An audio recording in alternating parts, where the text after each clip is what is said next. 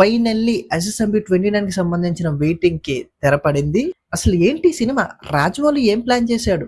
ఇది ఒక time travel మూవీయా, లేకపోతే మైథాలజీతో సంబంధం ఉన్న కొత్త కథ?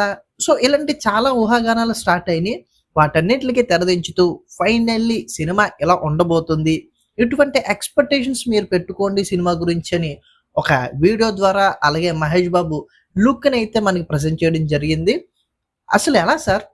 ఎలా ప్రతిసారి కూడా మేము ఏదైతే ఎక్స్పెక్ట్ చేస్తామో దానికి మించి ఎలా ఇవ్వగలుగుతున్నారు? అసలు ఏమంది సార్ మీ మైండ్లో? ట్రైలర్ మాత్రం అదిరిపోయింది. సినిమాకి సంబంధించిన కాన్సెప్చువల్ వీడియో కింద ఆ ట్రైలర్ని అయితే రిలీజ్ చేయడం జరిగింది. అండ్ ట్రైలర్ చూస్తున్నంతసేపు కూడా నాకు ఒక ఫీలింగ్ కలిగింది. మీలో ఎంతమందికి కలిగిందో కూడా కింద కామెంట్ చేయండి. మనకి ఈ ప్రీ రిలీజ్ ఈవెంట్లు స్టార్ట్ కాకముందు, యూట్యూబ్ అంత పీక్ అవ్వక ముందు ఆడియో లాంచ్ చేసేవారు. ఆ టైంలో సాంగ్స్ ముందు వదిలేవారు కాదు. ఆడియో లాంచ్ లోనే 1 by 1 5 సాంగ్స్ ఉంటే అవి వదిలేసి ట్రైలర్ ను కూడా రిలీజ్ చేసేవారు. ఆ ఈవెంట్ అయ్యేంత వరకు కూడా టీవీలకు అతుక్కుపోయి మనకి ఇష్టమైన హీరోని సెలబ్రేట్ చేస్తూ టీవీని చూడడం అనేది అప్పట్లో ఒక ఆచారం కదా. సో అది ఓవర్ ది పీరియడ్ మిస్ అవుతూ వచ్చింది. బట్ ఈ రోజు ఈ ఫంక్షన్ చూసిన తర్వాత ఆ నాస్టాల్జియా ఫీల్ అయ్యాను నేను. అరే అప్పట్లో మనం ఎలా చూసేవాళ్ళం కదా, టీవీలకు అతుక్కుపోయి మళ్ళీ చాలా రోజుల తర్వాత ఈ ఈవెంట్ టీవీలో త్రూ అవుట్ చూడడం జరిగింది. సో మీకు కూడా ఆ ఫీలింగ్ వచ్చుంటే హ్యాపీ. ఇంకా కమింగ్ టు గ్లిమ్స్ అనాలో ట్రైలర్ అనాలో పక్కన పెడితే అదిరిపోయింది.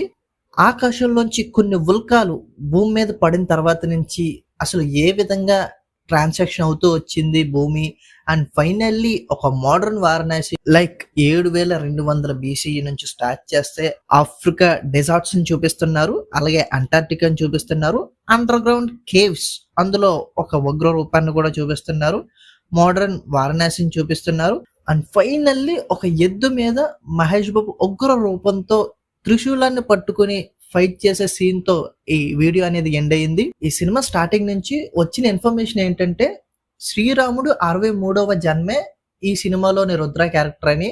సో దీన్ని ఆల్మోస్ట్ కన్ఫర్మ్ చేసేసారు రాజమౌళి కూడా. ఈ సినిమా శ్రీరాముడు కథ, దానికి తగ్గట్టే రామాయణంలోని ఒక ఎపిసోడ్, అంటే శ్రీరాముడు కుంభకర్ణుడి మీద యుద్ధం చేస్తున్న సీన్ అనుకుంటా మేబీ.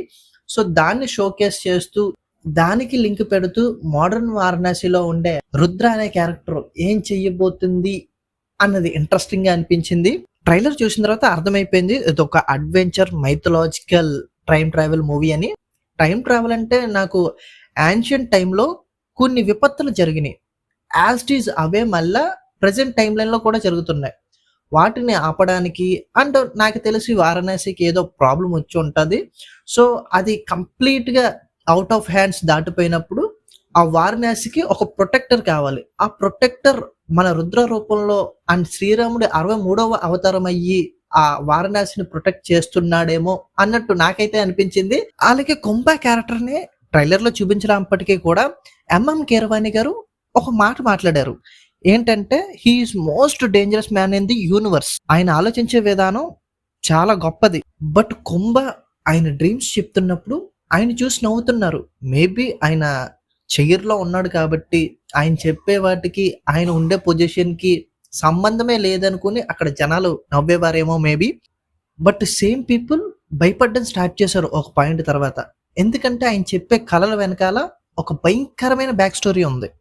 అతని కళ ఒక ప్రళయం అని ఎంఎం కీరవాణి గారు షేర్ చేయడం జరిగింది. ఇది విన్న తర్వాత మన హీరో రుద్రకి పుష్కలంగా పనిపడినట్టు అనిపిస్తుంది. ఒక పవర్ఫుల్ బ్రెయిన్ ఉండి అవయవాలు పనిచేయని బ్రెయిన్ ఉన్న ఒక పవర్ఫుల్ విలన్ ని మనకి చూపించబోతున్నారని క్లియర్ గా అర్థమవుతుంది.